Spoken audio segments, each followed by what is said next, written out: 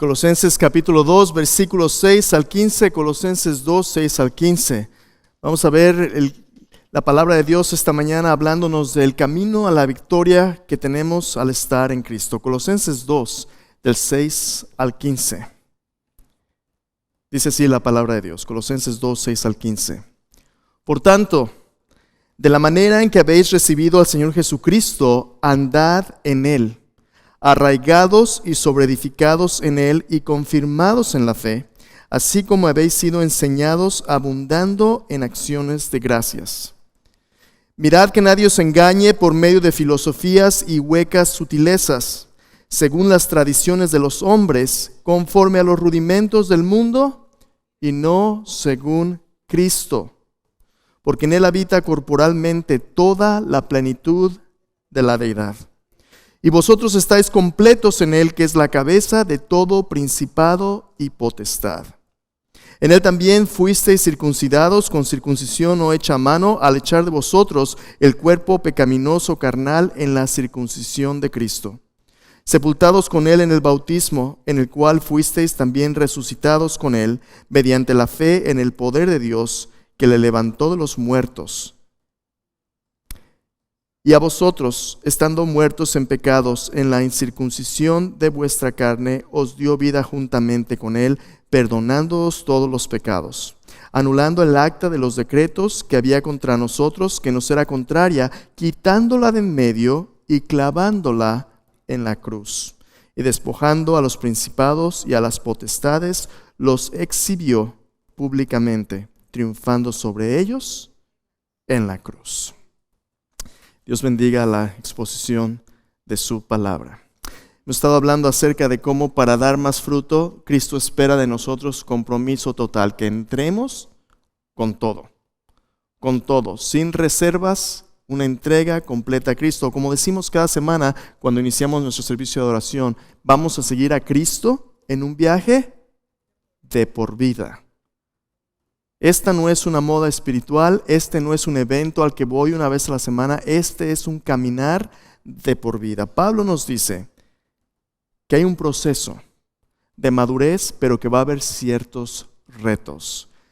Ahí esta lectura que acabamos de hacer comienza allí en el versículo 6, diciendo, por tanto, esta palabra nos dice que lo que nos va a decir es la conclusión de un argumento del cual estuvo hablando anteriormente. Si usted recuerda del mensaje anterior, antes de la semana pasada, como tuvimos D-Now, estuvimos hablando de integración, pero la semana anterior, cuando hablamos en Colosenses capítulo 1 y 2, hablamos acerca del propósito del ministerio en la iglesia. ¿Cuál es el propósito de estar semana tras semana adorando, de estar en estudio bíblico, de tener instituciones como esta que tratan de hacer discípulos? ¿Cuál es nuestro propósito en el ministerio? Bueno, Pablo nos dice que su objetivo era, versículo 28, capítulo 1, dice, Cristo dice, a quien anunciamos, amonestando a todo hombre, enseñando a todo hombre en toda sabiduría, a fin de presentar perfecto en Cristo Jesús a todo hombre. Si el objetivo del ministerio es presentar a cada persona perfecta en Cristo, ¿qué significa eso perfecto? Pues obviamente que ya no pecamos, no ocupamos nada, no. Un día sí esto va a suceder, un día cuando seamos glorificados, cuando Cristo regrese por nosotros, lo va a perfeccionar Cristo, pero en esta vida es un proceso de madurez y crecimiento. Lo que Pablo está diciendo es que tenemos que madurar y que sí, en la madurez espiritual tiene que haber un progreso donde nos convertimos cada vez más en personas que viven como Cristo viviría. Tiene que haber un crecimiento espiritual y tiene que haber un proceso de madurez para el cual Cristo es suficiente. Versículo 29 dice, para lo cual también trabajo luchando según la potencia de Él, la cual actúa poderosamente en mí. A través de la enseñanza de la palabra de Dios, a través del modelar la vida de Cristo en nuestra vida diaria, podemos madurar para ser como Cristo. Si solamente fuese madurar, la cosa no sería tan complicada, pero el problema es que esta madurez tiene que tener lugar en un proceso que también está en un ambiente de lucha espiritual. Hay competencia. Y hay una lucha. Mira lo que dice el versículo 1. Dice, porque quiero, hermanos, quiero que sepáis cuán gran lucha sostengo por vosotros y por los que están en la Odisea, por todos los que nunca han visto mi rostro, para que sean consolados sus corazones, unidos en amor, hasta alcanzar todas las riquezas del pleno entendimiento, de pleno entendimiento, a fin de conocer el misterio de Dios, el Padre y de Cristo, en quien están escondidos todos los tesoros de la sabiduría y del conocimiento. Esto digo para que nadie os engañe con palabras persuasivas, porque aunque estoy ausente en cuerpo, no obstante en espíritu estoy con vosotros, gozándome y mirando vuestro buen orden y la firmeza de Cristo. Por tanto, versículo 6. Entonces mire lo que Pablo ha estado diciendo antes, hermanos.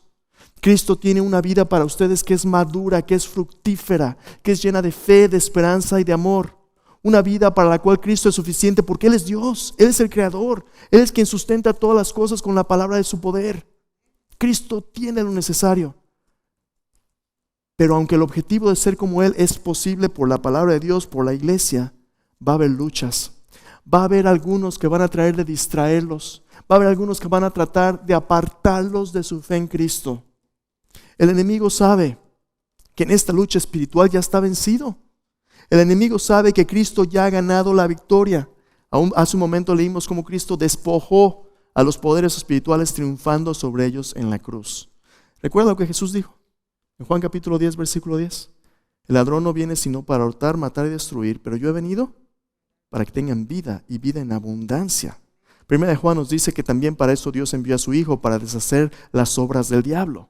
Cristo venció sobre el enemigo en la cruz con su muerte y su resurrección. Ofrece perdón para los pecados, reconciliación, el don del Espíritu Santo, su palabra y la iglesia nos da todas las armas espirituales para tener victoria. En Efesios capítulo 6, Pablo nos dice, nuestra lucha no es contra carne y sangre, sino contra principados, contra potestades, contra los gobernadores de las tinieblas de este siglo, contra huestes espirituales de maldad en las regiones celestes. Pero nos dice, fortaleceos en el Señor y en el poder de su fuerza, póngase la armadura de Dios, cada elemento de la armadura de Dios, para que puedan estar firmes contra las asechanzas del diablo. Esto, hermano, es lo que Pablo dice aquí. Estoy luchando con el poder de Dios porque va a haber algunos que van a tratar de distraerlos. ¿Cuáles son las armas del enemigo? Jesús nos dice, Él es mentiroso, padre de mentira. Él es homicida desde el principio. El enemigo tiene una sarta de mentiras para conquistar tu mente y tu corazón, y a través de las filosofías, a través de la religiosidad, a través de los paradigmas mentales. ¿Qué es un paradigma? Una manera de pensar, una cosmovisión, una manera de ver las cosas. A través de lo que asumimos es el propósito de nuestra vida o acciones contrarias a la persona de Cristo, contrarias a la voluntad de Dios. A través de esta distracción, apartarnos de Cristo y entonces hacernos presa fácil. El enemigo es un león buscando a quien devorar, es oportunista. Espera que tú y yo nos separemos del rebaño, espera que tú y yo no leamos nuestra Biblia, espera que tú y yo tengamos pequeñas grietas en la armadura para atacarnos y derrotarnos, porque sabe que una confrontación de frente con Cristo no le va a ganar nada. Cristo ya ha vencido. Pero si puede distraernos, si puede separarnos del Señor, ahí hay una oportunidad. Pablo nos va a decir hoy cómo es que nos preparamos para la batalla de la mente y el corazón, la batalla de las ideas, la batalla de las filosofías, las mentiras, la sutileza que el enemigo ha preparado para apartarnos de Cristo. Voy a decirte por qué eso es tan importante. A lo mejor a ti ya te ha pasado.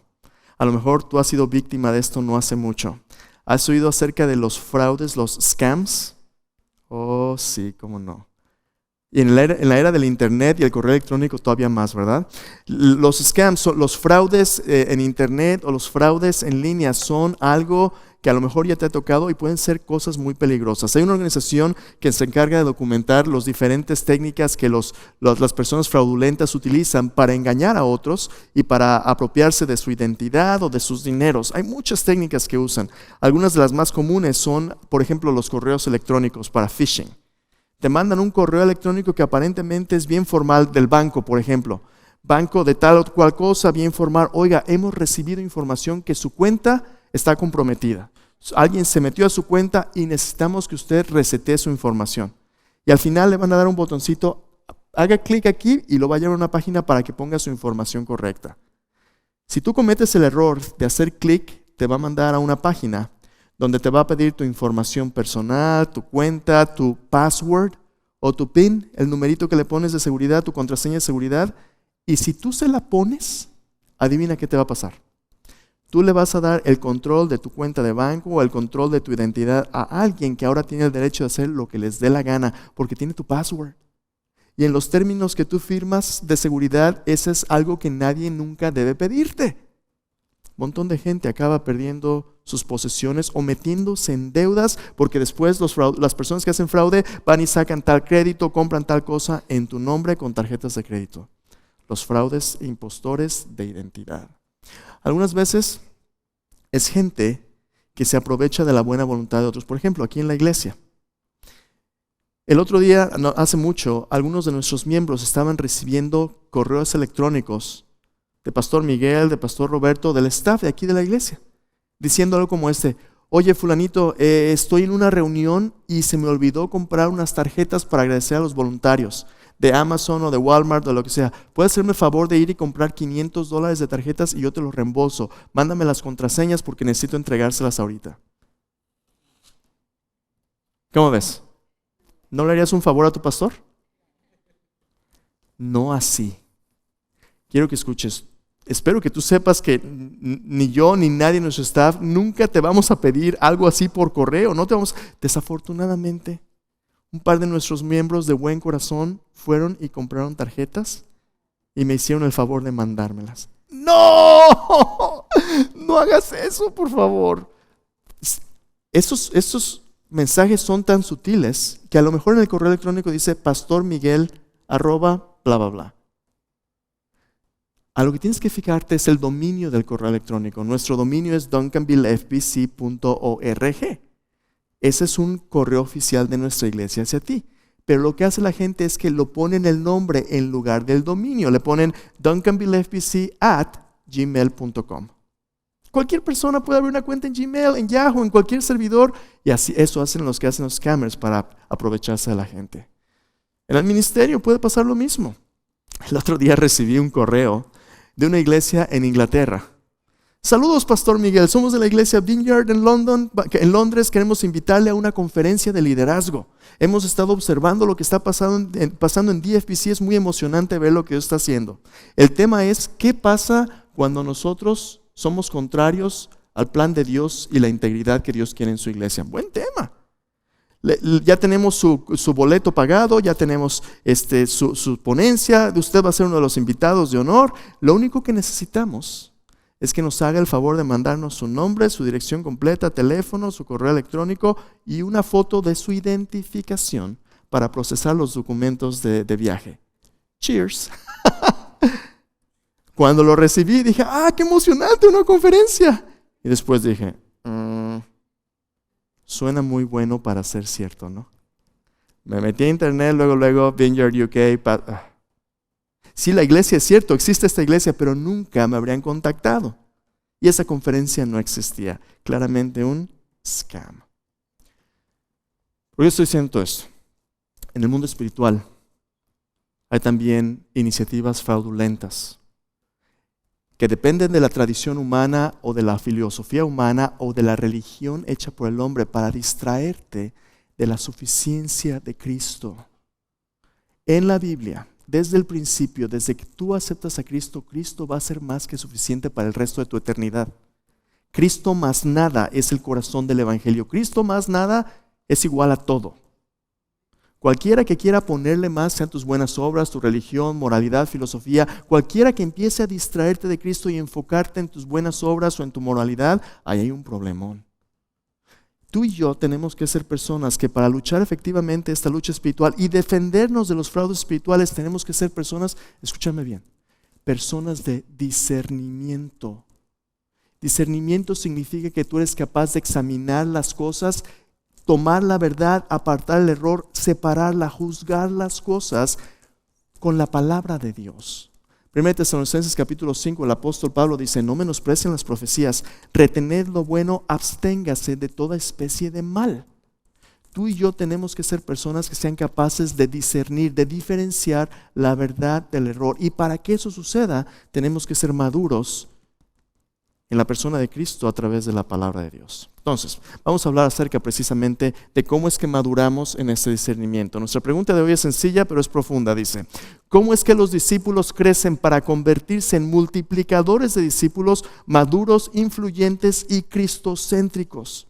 Hermanos, en esta iglesia no seremos muchos, pero somos distintivamente cristianos. Somos personas arraigadas en Cristo, somos personas que aman al Señor, que tienen una vida y una fe sana. ¿O somos personas nada más que van por religión, pues porque ahí va? ¿Qué respuestas podemos darle a la gente que está buscando esperanza de la palabra de Dios? ¿Qué respuestas les damos a nuestros niños? ¿Qué dirige nuestro matrimonio?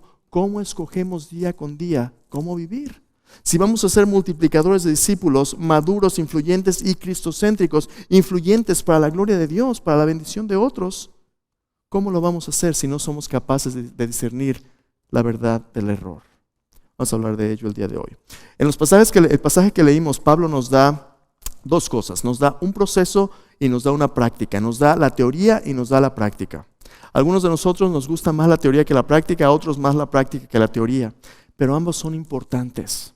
Ambos son importantes. La teoría es importante, la teología es importante porque es la verdad de Dios, es el mensaje de Dios. Si tú no entiendes, si tú no amas a Dios con tu mente y entiendes lo que la palabra ha dicho, tú vas a ser como un barquito llevado a todos lados por cualquier viento de doctrina. Las enseñanzas de la palabra de Dios son importantes para que tú tengas convicciones. Sin verdad no hay convicción. Tienes que tener la verdad de la palabra de Dios. Pero algunas veces esa verdad se queda en puro conocimiento intelectual. Dios quiere que llevemos a la práctica esa verdad, que lo pongamos en práctica en obediencia. Pero algunas veces nos convertimos en personas simplemente pragmáticas. Una persona pragmática es una persona que a veces no se preocupa mucho por lo que cree, sino nada más por lo que funciona. Tú dame 2, 3 pasos al éxito con esto y aquello, yo lo voy a hacer. Dime lo que funciona. No todo lo que funciona en el mundo es lo que Dios quiere para sus hijos. En otras palabras, el fin no siempre justifica los medios. Tú tienes que discernir cómo poner en práctica la verdad de Dios para la gloria de Dios. Entonces, vamos a ver cómo hacer ambos. Vamos a ver el proceso y vamos a ver la práctica. El camino a la madurez espiritual victoriosa, porque de eso se trata la vida cristiana, se trata de vivir la plenitud de Cristo, la victoria que Cristo ya ha conseguido para nosotros. El camino a la madurez espiritual victoriosa está pavimentado con las decisiones diarias de discípulos maduros que usan su discernimiento para vivir vidas cristocéntricas. Déjame enfatizar este aspecto. Decisiones diarias de discernimiento. Todos los días tú y yo tenemos que tomar decisiones, unas pequeñas, unas grandes. Pero lo que distingue a una persona madura es que esas decisiones son tomadas a la luz de los principios de Dios para vivir como Dios quiere. Tú y yo tenemos que filtrar todo lo que oímos en este mundo, todo lo que vemos en este mundo para decidir qué es lo que vamos a hacer todo el tiempo, todos los días. Y a veces uno se cansa, a veces uno nomás quiere descansar y el mundo nos bombardea constantemente con información que busca llevarnos a lo que el mundo quiere. ¿Cómo vamos a discernir? Vamos a ver el proceso. Versículo 2 del 6 al 7. Antes de leerlo de nuestros versículos, déjame leerte un par de pasajes. 1 Tesalonicenses 5, 20 al 21 es el que mencioné hace un momento. No menospreciéis las profecías, absteneos de lo que es malo, retener lo bueno. Pero vamos a leer juntos Hebreos 5, 11 al 14. Quiero que veas la relación entre la madurez y el discernimiento. Hebreos 5, versículo 11 al 14.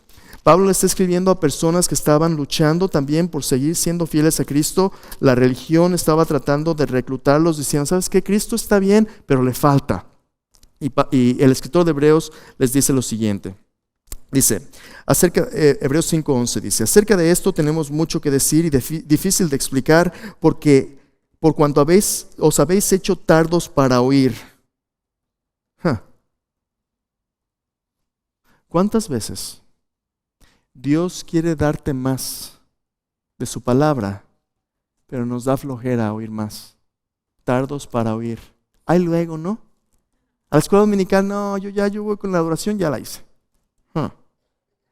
Se habéis hecho tardos para oír, porque debiendo ser ya maestros, después de tanto tiempo, Tenéis necesidad de que se os vuelva a enseñar cuáles son los primeros rudimentos, los principios elementales de las palabras de Cristo, y habéis llegado a ser tales que tenéis necesidad de leche y no de alimento sólido. Todo aquel que participa de la leche es inexperto en la palabra de justicia, porque es niño.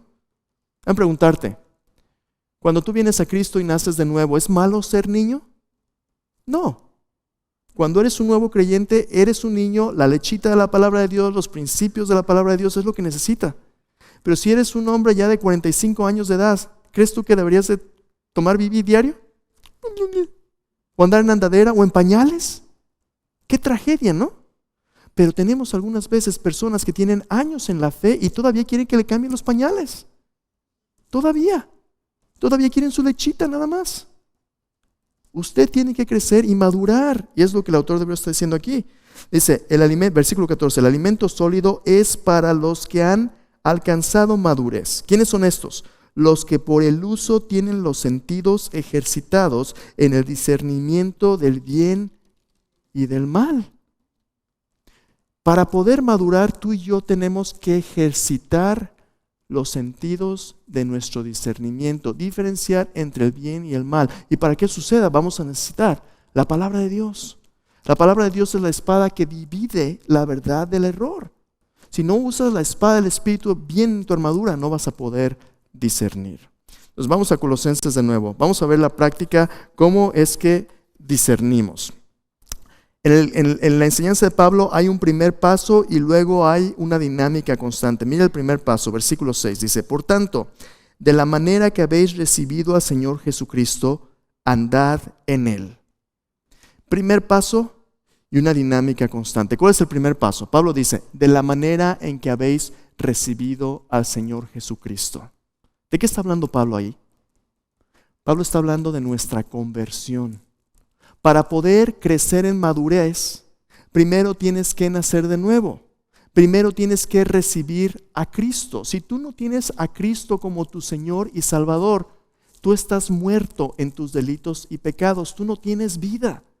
Y no es porque tú vayas a la iglesia o porque te portes bien que vas a poder ser como Cristo. Si tú no tienes a Cristo, estás perdido. Aunque tengas religión, aunque tengas filosofía, aunque tengas moralismo. Tu nueva vida reconciliado con Dios comienza cuando tú eres transferido de la potestad de las tinieblas al reino del amado Hijo de Dios. Eso nos dijo en Colosenses 1. Cuando tú eres rescatado, cuando tus pecados te son perdonados.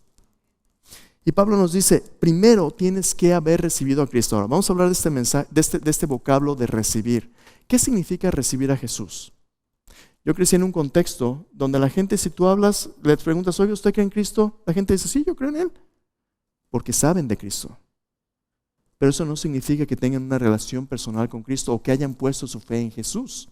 El hecho de que tú sepas de Él no te salva. El conocimiento es necesario, pero no es suficiente para salvarte. ¿Qué es lo que se requiere? Se requiere no solo que sepas, sino que estés de acuerdo con que es verdad y que pongas tu confianza en Él. Cuando yo tenía 14 años, yo sabía que Cristo murió por nosotros. Pero no fue hasta que un amigo mío me compartió lo que cantamos hace un poquito. Porque de tal manera amó Dios al mundo, que ha dado a su Hijo unigénito, para que todo aquel que crea en Él, que crea en Él y se porte bien, ¿no? Que crea en Él, no se pierda, mas tenga vida eterna. Las buenas noticias de la Biblia son que Dios nos salva por lo que Cristo hizo, no por lo que nosotros hacemos. Escúchame bien. Tú no te puedes salvar por buenas obras. Todas las religiones del mundo te dicen que si tú te portas bien puedes ir al cielo. Esa es una mentira. Tú y yo no podemos portarnos bien lo suficiente para ir al cielo. Tú y yo, sin un Salvador, Cristo Jesús, estamos perdidos. Pero Cristo vino a hacer lo que tú y yo no podíamos con su vida perfecta, su muerte, su resurrección. Cristo compró el cielo como un regalo y lo único que te pide es que tú confíes en Él, que respondas a Él en fe. Que tú le digas, Señor, yo no puedo salvarme, pero tú moriste por mí, tú fuiste sepultado, resucitaste y me ofreces tu perdón. Yo lo recibo como un regalo. Efesios 2, 8 al 10 dice, porque por gracia sois salvos. Gracias gratuito, un regalo no merecido. Porque por un favor inmerecido de Dios sois salvos por medio de la fe. Esto no es de vosotros, es un don de Dios, no por obras para que nadie se enorgullezca. Recibir a Cristo significa recibir el regalo de Dios. Mira, déjame mostrarte dónde más aparece este vocablo. En Juan capítulo 1, ven conmigo Juan capítulo 1. Tú pensarías que cuando Dios aparece y le ofrece a la humanidad vida eterna, todo el mundo diría, oh, yo sí lo quiero, ¿verdad? Pero el problema es este. Nosotros queremos que Cristo sea, en nuestros pecados, sea uno entre muchos. ¿Sabes por qué? Porque todo pecador quiere su voluntad, no la voluntad de Dios. Y cuando tenemos que escoger entre la voluntad de Cristo, nosotros como pecadores queremos ser señores nosotros, no Cristo. Y cuando Cristo viene, Él nos dice, ¿sabes qué? Yo y nadie más. Yo soy el camino, la verdad y la vida. Nadie viene al Padre si no es por mí. Cristo no comparte su trono con nadie. Cristo no te va a dejar ser Señor. Cristo te va a decir, a ti y a mí, nos va a decir, tú no eres Señor, yo soy. ¿Estás dispuesto a confiar en mí, a someterte a mí? Eso es confiar en Cristo. Si confesar con tu boca que Jesús es el Señor. Mira lo que dice en Juan capítulo 1. Juan capítulo 1, versículo 9 dice, aquella luz verdadera que alumbra a todo hombre venía a este mundo. En el mundo estaba y el mundo por él fue hecho, pero el mundo no le conoció. A lo suyo vino y los suyos, ¿qué? No le recibieron. Cuando Cristo vino en esta tierra, su pueblo, el pueblo judío, en lugar de recibirle como el rey y el Mesías, le rechazaron. Mira lo que dice ahí. A los suyos vino, los suyos no le recibieron, mas a todos los que le recibieron, a los que creen en su nombre, les dio el potestad o el derecho de ser hechos hijos de Dios, los cuales no son engendrados de sangre, ni de voluntad de carne, ni de voluntad de varón, sino de Dios. Recibir a Cristo significa darse cuenta de que Él es el Mesías, el Rey prometido, el Salvador del mundo, el Creador, la vida, y que sin Él no tenemos nada. Recibirle a Él significa recibir la vida que Dios nos ofrece. Pero tú no recibes simplemente algo, tú recibes a alguien, tú entras en la vida de alguien, ese alguien es Dios. ¿Qué es lo que recibes? Mira lo que dice el versículo 14, dice, aquel verbo fue hecho carne, habitó entre nosotros, vimos su gloria, gloria como del unigénito del Padre, lleno de gracia y de verdad. Cuando tú recibes a Cristo, tú recibes a Dios mismo, la gloria, la presencia de Dios en tu vida, como Dios vivía en el tabernáculo. Y lo que Dios te ofrece es dos cosas, lleno de gracia y de verdad. Gracia, su favor, su perdón, su poder para vivir para Él y su verdad. Cristo nunca te va a engañar. Cristo es la plenitud de gracia y de verdad. Cristo te da todo lo que Dios tiene. Por eso Pablo en Colosenses 2 dice, de la manera en que habéis recibido a Jesús primero, tú no vas a poder discernir ni madurar en Cristo a menos que hayas nacido de nuevo. Hermanos, hay personas en esta congregación, en toda iglesia, que no han puesto su fe en Jesús, que piensan que se van a salvar por sus buenas obras y esa es una gran, gran mentira. Si tú no has puesto tu fe en Jesús como tu Salvador, por eso trajo hoy, para que tú escuches que Dios te ama y que Él quiere perdonarte gratuitamente por lo que Él hizo. Y lo único que tienes que hacer es ponerte a cuentas con Él, decirle, Señor, perdóname. A lo mejor tú estás aquí hoy por primera vez. Cristo te trajo no para que seas parte de una religión, sino para que tengas una reconciliación con Él. Ese es el comienzo. ¿Y ahora qué? Bueno, los que se han convertido, los que han nacido de nuevo, ahora pueden crecer, dice, así como has aceptado a Cristo, recibido a Cristo, ahora anda en Él. Primero el recibir, ahora el caminar. ¿Cuánto tiempo vas a andar en Él? El resto de tu vida. ¿Cómo? Por fe. Recibiste a Cristo por fe, ahora vas a caminar por fe, no por tu esfuerzo. Porque esto es importante. El patrón de la conversión es el patrón también de santificación. Tú naces de nuevo cuando oyes la palabra de Dios y crees la palabra de Dios y ahora puedes vivirla por fe. No es por tu esfuerzo. La vida cristiana no se trata de esforzarte más. A veces complicamos la vida cristiana. A veces el mensaje que como cristianos oímos en las iglesias es, oye, si quiero crecer en Cristo y ser maduro, ¿qué tengo que hacer? Bueno, primero tienes que ir al servicio de adoración y tienes que diezmar. Si no diezmas, pues no. Y luego tienes que ir a la escuela dominical y luego el miércoles en la noche. Y luego tus niños tienen que estar en el programa de niños. Si eres adolescente, ve a campamentos. A lo mejor si eres suficientemente maduro, te haces diácono. Tienes que ir a la reunión de diáconos y tienes que leer tu devocional. Escúchame bien. Nada de eso por sí mismo te puede santificar. Eso simplemente son herramientas. Eso simplemente son oportunidades de crecer. Pero tú no maduras Por eso, Dios no quiere que estés ocupado. Dios quiere que estés intencionalmente creciendo en aquello a lo que Dios te ha llamado, la vida de Cristo. Si estas son herramientas que te ayudan, adelante, pero no significa que tengas que hacer todas las cosas todo el tiempo para quedar bien con Dios.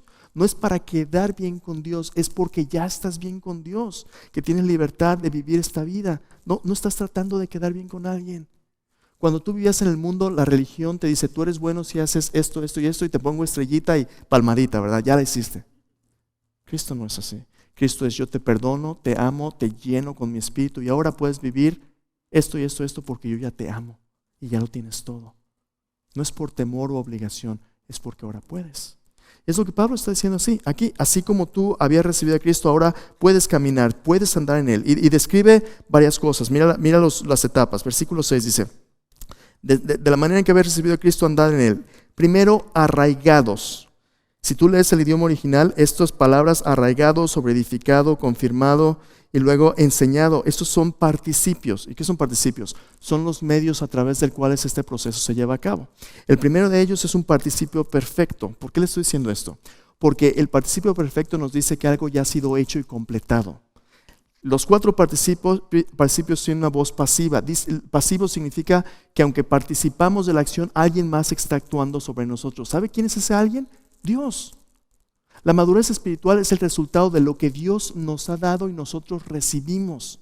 Primero, ¿qué es lo que Dios hace? Nos arraiga en Cristo.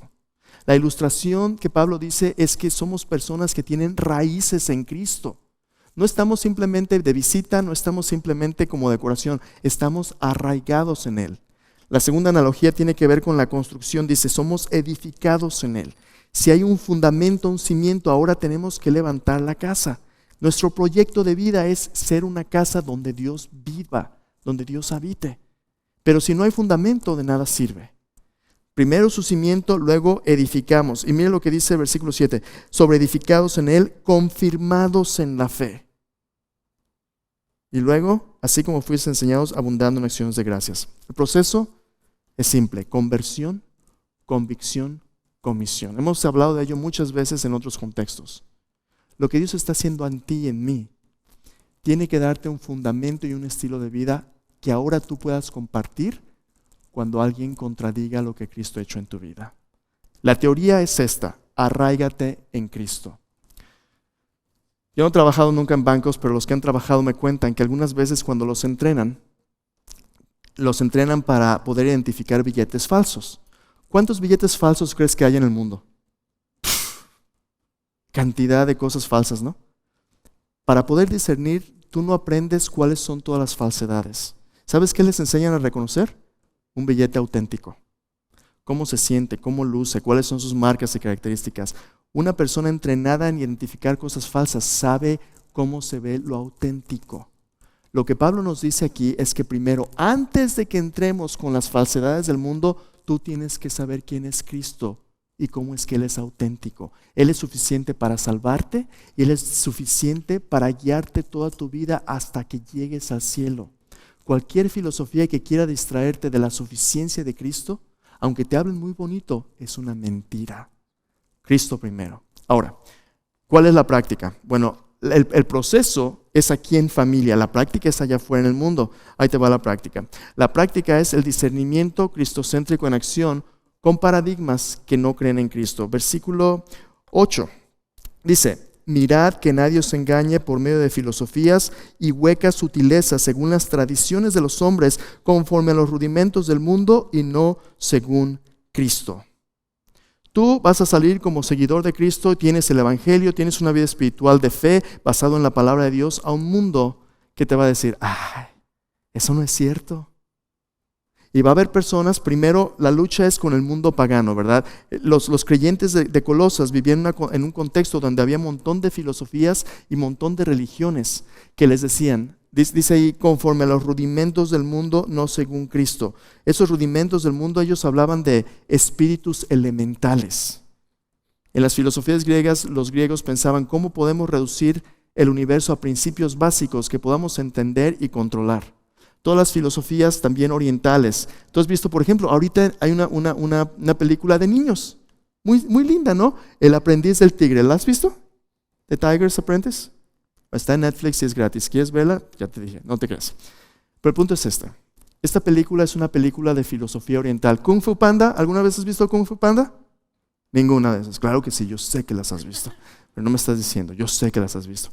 Toda filosofía oriental que habla acerca de principios naturales como el Tai Chi, como todo este tipo de cosas que puedes controlar. Ok, vamos viendo nuestra cultura hispana. ¿Podemos manipular el mundo espiritual? ¿Qué tal la magia? Las santerías. ¿Qué tal las limpias? ¿Qué tal para el mal agüero, el mal de ojo? Pon tu espejito aquí. Pon el huevo, ¿verdad? Luego las coronas de ajo, las cerraduras. Todo eso, hermano, es parte de la mentalidad mágico-religiosa, supersticiosa y pagana que hace de las tradiciones del hombre, de la filosofía humana, la religión hecha por el hombre para vivir en un contexto donde Dios ya ha sido rechazado. Y el punto que Pablo está haciendo aquí dice, va a haber filosofías, va a haber sutilezas de tradiciones de hombres. Mira, aún en el ambiente cristiano, ¿no? Y ahorita estamos en el tiempo de la Cuaresma. Lo bueno es que el viernes, ¿qué es lo que no se debe comer el viernes? No comes carne, ¿verdad? ¿Por qué no? Porque es pecado. A ver, espera tantito. Pastor Roberto sí come, pues pecador y redento, ¿verdad? Yeah. Déjame preguntarte, ¿dónde está en tu Biblia que no debes comer carne el viernes? No, bueno, es que es una tradición.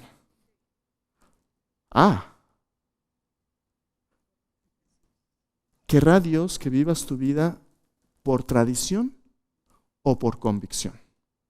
Convicción es una persuasión de la verdad de la palabra de Dios que puedo poner en acción.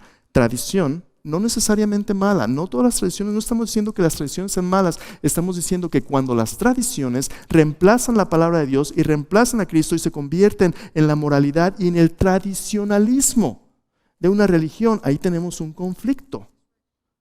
Tú no vas a hacer más o menos porque comas en viernes, en lunes o en jueves. Tú no vas a ser más o menos espiritualmente en Cristo. Cristo ya dijo, no es lo que entra en el hombre lo que contamina al hombre, sino lo que sale de la boca del hombre es lo que contamina al hombre. Montón de tradicionalismos, hermanos. Pero déjame decirte lo importante. Mira lo que dice. Dice, conforme a los rudimentos del mundo y no según Cristo. Si tú vas a ser una persona que tengas discernimiento, tienes que preguntarte no qué es lo que dice la gente o la tradición o la religión, sino qué es lo que dice Cristo. ¿Qué dice Cristo en su palabra? Dice versículo 9, porque en Él, porque es Cristo la máxima autoridad de tu vida a la luz a través de la Biblia. Dice, porque en Él habita corporalmente la plenitud de la deidad. Cristo es Dios en toda su plenitud. Y si tú estás escuchando a Dios, no necesitas otras autoridades. Cristo es la máxima y suprema autoridad de tu vida. Dice, vosotros estáis completos en Él, que es la cabeza de todo principado y potestad. Teniendo a Cristo no te falta nada. Teniendo a Cristo, mira lo que hubiera sido si hubiera sido judío en el siglo I. Los judíos no podían comer tocino, no podían comer mariscos. ¿Por qué? Porque eso decía la ley. Bien hecho, qué bueno que no comían, eso decía la ley. Pero ahora tenemos algo mejor que lo que el mundo ofrece y que lo que la ley ofrece. ¿Recuerdas lo que leímos en Juan capítulo 1? Vimos su gloria, gloria como del unigénito del Padre, lleno de gracia y de verdad. Escúchame bien. El mundo va a venir a decirte, nosotros tenemos algo que tú no sabes y que tú necesitas. Pero Cristo es la plenitud de toda la verdad de Dios. Cristo mismo es la verdad. Si lo tienes a Él no le falta nada. Hazme un favor. Ve y compara las filosofías del mundo. Ve. El ateísmo evolucionario, la filosofía ateísta, todo lo que es no cristiano. Compara lo que eso ha producido a lo largo de la historia. Nuestra cultura es el resultado de todas esas filosofías contrarias a Cristo. Ahora compara lo que Cristo ha hecho a través de la iglesia y de su vida misma. ¿Vas a encontrar en el mundo ateo alguien que represente los ideales de fe, esperanza y amor mejor que Jesús? No lo vas a encontrar. Cristo es el pináculo de lo mejor de nuestra civilización, porque nuestra verdadera humanidad le pertenece a Él. Entonces, cuando tú te enfrentas a un mundo incrédulo, tú tienes que saber no las falsedades del mundo, pero la veracidad del Salvador en el que tú crees. Y la verdad es que la mayoría de nosotros muchas veces somos muy flojos. No le rascamos lo suficiente para ver las riquezas de Cristo. Eso ya lo sé. El Evangelio. La mayoría de la gente no ha puesto su fe en Jesús como Salvador. Y lo que tú das por hecho es la diferencia entre la vida y la muerte de aquellos que no lo siguen a Él. Próxima semana vamos a hablar acerca un poquito más de los fraudes más sofisticados espirituales, pero por hoy quiero que te lleves esto a casa. ¿De qué se trata? ¿De todo lo que tú haces o todo lo que Cristo ha hecho? Todo lo que Cristo ha hecho. Nuestro crecimiento en madurez espiritual no está basado en lo que podemos convertirnos por Cristo, sino en lo que Cristo se ha convertido ya por nosotros. En otras palabras, cuando salgas de aquí, va a haber muchas fuerzas que van a tratar de apartarte de seguir a Cristo. ¿Y sabes qué el enemigo está esperando? Saber cuál es tu precio. ¿Qué tiene que suceder para que tú le des la espalda a Cristo? ¿Persecución? ¿Sufrimiento? ¿Enfermedad? ¿Pobreza? ¿Cuál es tu precio? ¿Cuál es tu precio para que le des la espalda al Salvador? Las buenas noticias son que no importa las pruebas que enfrentemos, en todas estas cosas somos más que vencedores por medio de aquel que nos amó. Por lo cual estoy seguro de que ni la muerte, ni la vida, ni ángeles, ni principados, ni potestades, ni lo presente, ni lo porvenir, ni lo alto, ni lo profundo, ni ninguna otra cosa creada. Escúchame bien. Ni ninguna otra cosa creada nos podrá separar del amor de Dios que es en Cristo Jesús. Si esta es tu convicción, eres más que vencedor por medio de aquel que ya te amó. Oremos. Padre Celestial, yo te doy gracias por el hecho, Señor, de que mi caminar diario y mi andar diario, Señor, no se basan en lo que yo pueda hacer por ti, sino en todo lo que ya has hecho por nosotros a través de tu Hijo Jesús. Tu Hijo Jesús es el fin de la ley para traer tu justicia. Y la justicia con la que nos has vestido no es la nuestra, ni nuestros méritos, ni nuestra tradición, ni nuestra religión. Es la vida misma de Cristo por medio de tu Espíritu al vivir tu palabra, Señor. Señor, yo te ruego que cada persona de esta congregación, Señor, sea conocida y distinguida por ser una congregación que discierne lo que tiene enfrente, Señor. Que nos aferremos de lo que es bueno, que hagamos a un lado lo que es malo, Señor, y busquemos seguirte a ti. Padre, yo te pido que si hay alguien que esté luchando a punto de tirar la toalla, Señor, a punto de apartarse de tus caminos, a punto de rendirse y entregarse al mundo, ya sea en el pecado, ya sea en desánimo, la lucha que esté llevando, que el enemigo le esté atacando, yo te pido, Señor, que tu Espíritu Santo hoy, ahí en su corazón, en lo profundo de su corazón, le recuerde de su primer amor. Padre, te pido que si hay alguien aquí que no ha puesto su confianza en Cristo, que hoy mismo se acerque a ti, abra su corazón y reciba el perdón de sus pecados.